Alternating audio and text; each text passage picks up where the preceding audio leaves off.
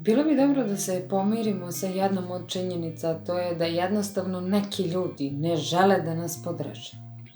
Mene, vas, nas, kako god. Znaju, razumeju,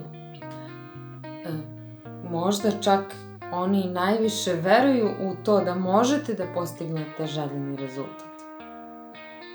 I smatraju da time što neće da pruže svoju podršku, time što vas uskraćuju za podršku, da na taj način imaju mini manipulaciju nad vašim rezultatima. Što veze nema s mozgom.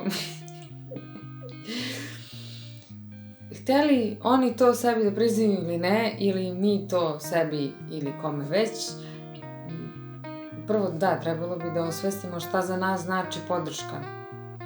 Nemamo svi, ne podrazumevamo svi iste stvari pod tim terminom. Nekome treba da mu non stop neko priča možeš, super, samo nastavi dalje. Nekome treba malo jača drill tekstura odnosa. Tako da,